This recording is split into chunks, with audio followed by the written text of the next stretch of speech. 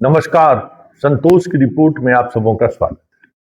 और आज हम संतोष की रिपोर्ट में बात कर रहे हैं कि आखिर भारत की सरकार एक परीक्षा भी सफल से संचालित क्यों नहीं कर पा रही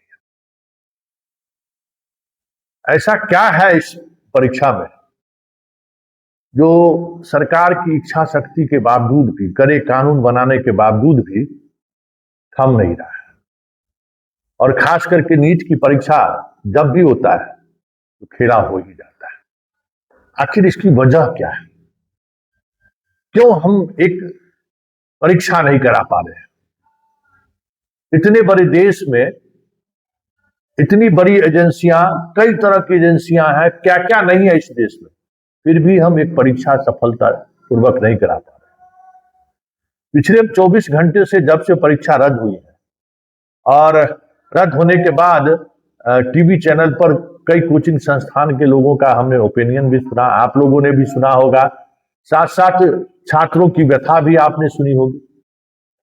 सब पर हमारी नजर थी और हमारा नजर है या हमारा जो संपर्क सूत्र था सॉल्वर गैंग पर, जो गैंग हम आप मेरा चैनल को देखिए, परीक्षा होने से पहले ही हमने कह दिया था कि प्रश्न पत्र बाहर आ चुका है। क्योंकि हम तो बहुत बड़े ये तो है नहीं जो मेरी बात को पिछले बार तवज्जो लिया गया था उसी को मेरा वही सॉल्वर गैंग वाले का, गुप्ता का बयान को लेकर सुप्रीम कोर्ट तक लोग गए थे कि देखिए पहले से जैसे जिस प्रेस की बात हो रही थी उसी प्रेस से क्वेश्चन छुपा था। अब तो मीडिया वाले के साथ अगर सॉल्वर गैंग के लोग बात करते हैं तब मीडिया वाले को भी घेराबंदी करने की कोशिश, खैर उसका वो प्रॉब्लम नहीं था ना, वो प्रॉब्लम वो घेराबंदी करते रहे, उससे हम लोग क्या लेना, जो बात है वो लाना चाहिए। एक परीक्षा शुरू होने से पहले मैंने कहा था कि प्रश्न पत्र लीक हो गया है। बिहार में एक बड़े मेडिकल कारोबारी के भाई सीधे संपर्क कर रहे हैं, इस पर ध्यान दीजिए। कौन देखने वाला है? कहता है संतोष सिंह उसी टटराते रहता है। खैर परीक्षा रद्द हो गई है। देखिए इस इंडस्ट्री को समझिए, भारत सरकार की बुद्धि की बाहर की बात है कि परीक्षा करा लेना, हम दावे के साथ कर सकते हैं। जिस इंडस्ट्री का बाजार 1 लाख करोड़ का है, सोच लीजिए 1 लाख करोड़ रुपया क्या होता है, उसका अंदाजा आप लगा सकते हैं। 1 लाख करोड़, जी हाँ, यह इंडस्ट्री 1 लाख करोड़ का है। कोचिंग संस्थान, प्रिंटिंग प्रेस, हजारों गाड़ी जो इसी काम के लिए बना हुआ है, पूरा एजेंसी जो गाड़ी सप्लाई करता है प्रश्न पत्र ले आने के लिए, निजी सुरक्षा गार्ड, एक से एक मतलब जीपीएस लगा हुआ वाहन, मतलब हजारों लोग इस काम में लगे हुए हैं परीक्षा के संचालन को लेकर। हजारों, मतलब 50,000 आदमी कर सकते हैं। कल हमारी इसी तरीके के जो इस तरीके के केस को बहुत करीब से जो अधिकारी देखते रहे हैं उनसे भी हमारी बात हुई, सॉल्वर गैंग वाले से भी बात हुई। एक 50,000 से अधिक लोग सिर्फ प्रश्न पत्र जहां छपता है वहां से ले लीजिए, गाड़ी घोड़ा से लेके सेंटर तक पहुंचाने में लगा हुआ है। कोचिंग इंडस्ट्री, ये तो एक इंडस्ट्री है ना। 1 लाख करोड़, आप समझ जाइए इसका टर्नओवर है।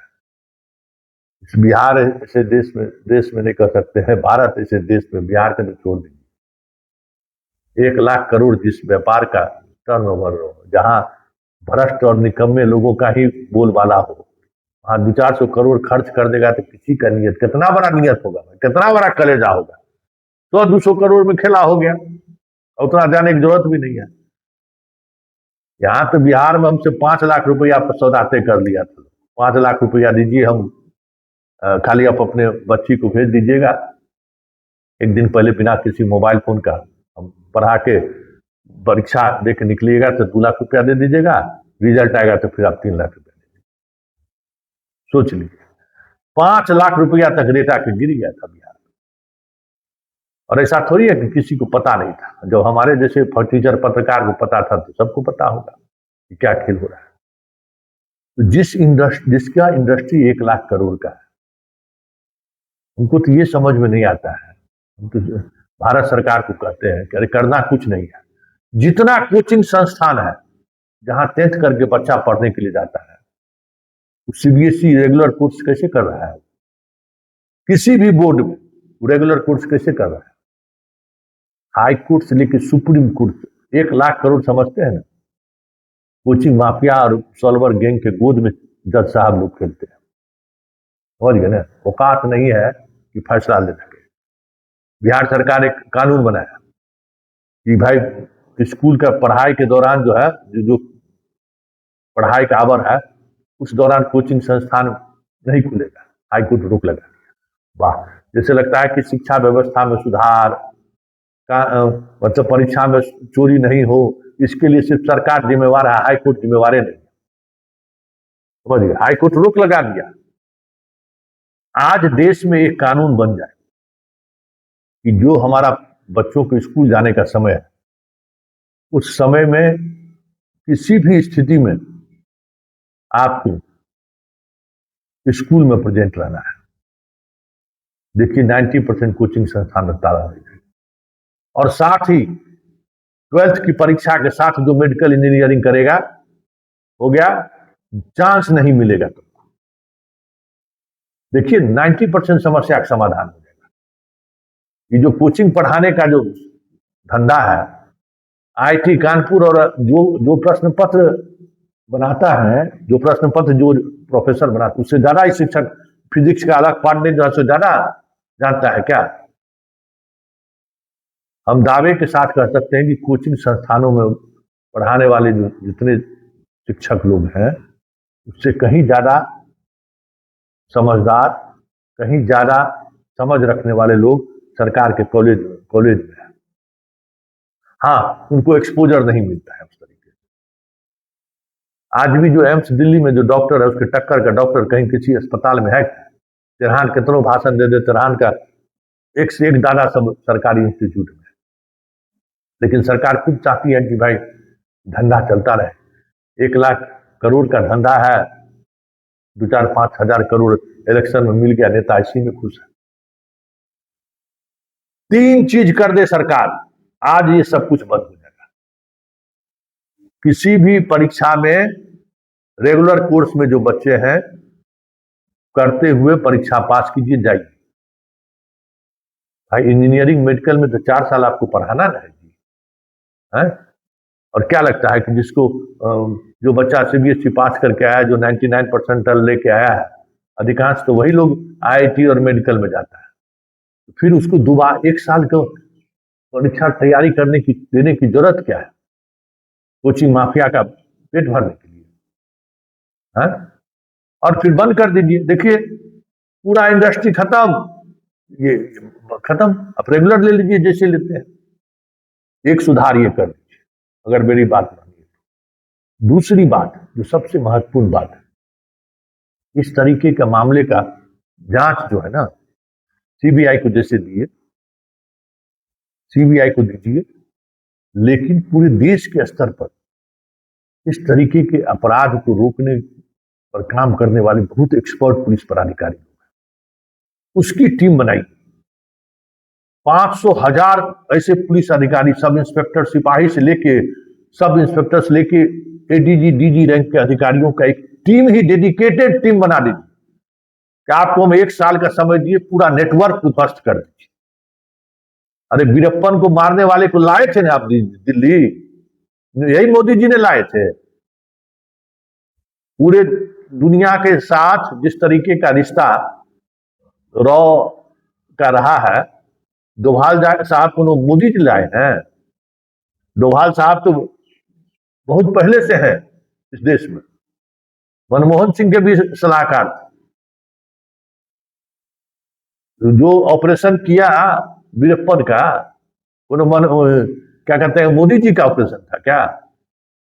उस तरीके से अधिकारी बने, अधिकारी ने अपना पूरा समय दिया, आप वहां लाए, नक्सली को खत्म करने के लिए उनका इस्तेमाल किया, नक्सली खत्म हुआ।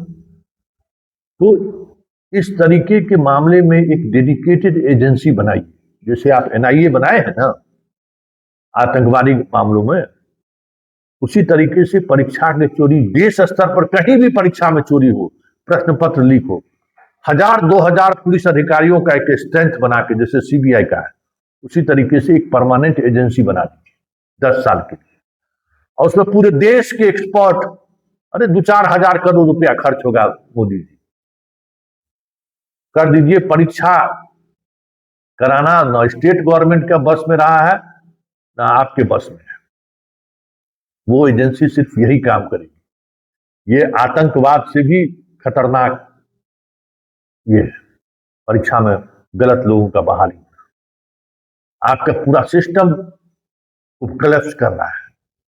ऐसा ऐसा डॉक्टर, इंजीनियर, आईएएस, आईपीएस बन रहा है जिसकी आप कल्पना नहीं कर सकते। आप ही के सिस्टम को करप्ट कर रहा है, आप ही के सिस्टम को वो कमजोर कर रहा है।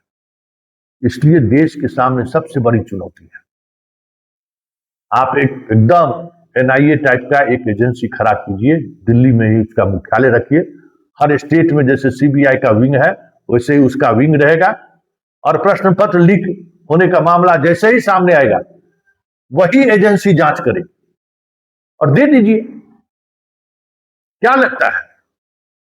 क्योंकि ये जितना नुकसान आपको देश को पहुंचा रहा है छात्रों का, अरे भाई एक परीक्षा नहीं करा पा रहे, शर्म आनी चाहिए सरकार पर ना मोदी जी, शर्म आनी चाहिए। और ये तभी रुक सकता है जब ये इस तरीके की एजेंसी आप बनाएंगे, और साथ ही आप परीक्षा में जबरदस्त सुधार कीजिए। भारत सरकार का रक्षा मंत्रालय परीक्षा करा, होम डिपार्टमेंट परीक्षा करिए, नेटी नीटू नूटू फुटू बोटू बोटू जितना है सब चोरवा सबको वहां से हटाइए। परीक्षा कराने के लिए जैसे जो एक एजेंसी आप बनाए ना, समस्या वहीं से खड़ा हुआ है। सीबीएसई कराती थी तो कहां कुछ होता था, उसके पास अपना मैन पावर भी है, उसका एक अपना नेटवर्क भी है। इस तरीके की जितने भी एजेंसियां हैं सबको एक साथ उस पर गौर करने की जरूरत है। ये परीक्षा कराने वाला एजेंसी को जैसे एकदम अलग तरीके का, जैसे यूपीएससी है, कहां यूपीएससी में प्रश्न पत्र लीक हो जाता है, क्यों नीटे में लीक होता है, क्यों बिहार पब्लिक सर्विस कमीशन परीक्षा का यह होता है। इसलिए व्यापक तौर पर इस पर मंथन करने की जरूरत है, क्योंकि ये परीक्षा नहीं है, यह परीक्षा देश का भविष्य तय करता है। यह परीक्षा देश को किस दिशा में ले जाएगा वो तय करता है। राष्ट्र राष्ट्र राष्ट्र, अरे राष्ट्र पर इसी प्रतिभावान छात्रों की वजह से राष्ट्र बनता है ना। जब वहां इस तरीके की चीजें हो रही है, वहां जब अयोग्य लोग जा रहे हैं, फिर राष्ट्र का मतलब क्या रह जाएगा? कितना समझाइएगा उसको राष्ट्र राष्ट्र। इसलिए ये तय मानिए कि 4 में हमारी राय मानिए, 4 राय, क्योंकि हमको सारे एजेंसी के लोगों से बातचीत होती है, छोटा पत्रकार है लेकिन बातचीत होती है। पहला, ब्रेक नहीं, 12th किए, मेडिकल इंजीनियरिंग में परीक्षा दीजिए जाइए। इसी तरीके से यूपीएससी में ग्रेजुएशन किए, कोई तैयारी का नहीं, ग्रेजुएशन किए जाइए और कीजिए। अगर आपको लगता है कि उस तरीके के मटेरियल का छात्र नहीं आ पाएगा, आप 2 साल ट्रेनिंग के बदला 3 साल कर दीजिए, पढ़ाइए वहां ले जाके। और ऐसा नहीं है, जो करंट बैच में जो लड़का रहता है ना, आप देखिए ना एक रिजल्ट में कितने लोग, वो सबसे ज्यादा करंट बैच वाला सफल होता है। और जब ये माइंड सेट हो जाएगा ना, तो बहुत सारी चीजें बदल जाएंगी। सारा कोचिंग संस्थान बंद हो जाएगा, सॉल्वर गैंग का सॉल्वरगिरी बंद हो जाएगा। तब आप जो प्रतिभा वाले बच्चों को खोज रहे हैं ना, वो प्रतिभावान बच्चे आपको मिल जाएंगे। नहीं तो इस देश को डूबने से कोई नहीं बचा सकता है। क्योंकि अगर फर्जी इंजीनियर आने लगे, पुल गिरेगा ही गिरेगा। ये फर्जी डॉक्टर आने लगेगा, लोगों का बीमारी का इलाज नहीं होगा। इलाज महंगा इसलिए हो रहा है कि फर्जी डॉक्टर सब आ रहा है, करोड़ों रुपया खर्च करके डॉक्टर बनता है, आते ही वसूलना शुरू कर देता है। पूरी ब्यूरोक्रेसी जो आपकी करप्ट हो गई है, पूरी ब्यूरोक्रेसी में जो लोग आ रहे हैं, एसडीओ और थाना प्रभारी के ट्रेनिंग में ही पैसा लेना शुरू कर देता है, नहीं कर। इसलिए कि पूरे परीक्षा प्रोसेस में इतना ज्यादा प्रवेश हो गया है गैंगस्टर का कि पूरे सिस्टम को आपका ध्वस्त कर दिया है। इसलिए समग्रता में सोचने की जरूरत है। देश के तमाम परीक्षा निष्पक्ष हो, प्रतिभावान छात्र आए, ये व्यवस्था सुनिश्चित करना सरकार का काम है। और सरकार अगर इसमें विफल रह गई तो फिर नरेंद्र मोदी एकलव्य पिछड़े जाति के हैं ना जी, किसका हकमारी कर रहे हैं? नीतीश कुमार गए पिछड़ा, किसका हक मार रहे हैं? एगो एकलव्य पर कहानी बना दी है, प्रतिभावान का अंगूठा काट दिया। यहां पूरे दिन प्रतिभावानों का गर्दन काट रहा है, फिर भी सिस्टम और सरकार चुप है। क्या कहते हैं, वामपंथी साहित्यकार चुप है, कवि चुप है। आज उनको ठाकुर का कुआं नजर नहीं आ रहा है। वो ठाकुर का कुआं आज यादव का कुआं हो गया है। आज ठाकुर का कुआं कुर्मी का कुआं हो गया है। आज वो ठाकुर का कुआं कुशवाहा का कुआं हो गया है। आज द्रोणाचार्य अर्जुन के लिए एकलव्य का अंगूठा नहीं काट रहा है। आज एकलव्य का अंगूठा एकलव्य कह सकते हैं कि मुकेश सहनी काट रहा है। समझ गए ना, कोई दूसरा नहीं काट रहा है। आज एकलव्य को, प्रतिभावान लोगों को आगे बढ़ने से कौन रोक रहा है? मुकेश सहनी जैसा लोग, क्या नाम है इसका, गुप्ता जी जैसा लोग, जो जात के नाम पर राजनीति कर रहे हैं, जात के सहारे सियासत को आगे बढ़ाना चाहते हैं। ये लोग क्या कर रहे हैं? प्रतिभाओं को ही तो दबा रहे हैं।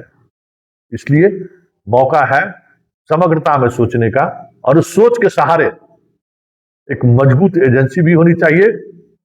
परीक्षा प्रोसेस में व्यापक सुधार भी होना चाहिए। देखिए, देश बदलना शुरू हो जाएगा जैसे ही प्रतिभावान लोग आने शुरू हो जाएंगे। अभी काहे देश मरल जैसा लगता है, कहीं से आवाज नहीं उठ रही है। सारे प्रतिभावान लोग जो है सो पीछे वाले बेंच पर चले गए हैं, और जितने पैसे वाले रसूख वाले लोग हैं, घुसखोर के बाल बच्चा है, सब आगे फ्रंट पेज पर है। इसलिए देश की ये स्थिति है।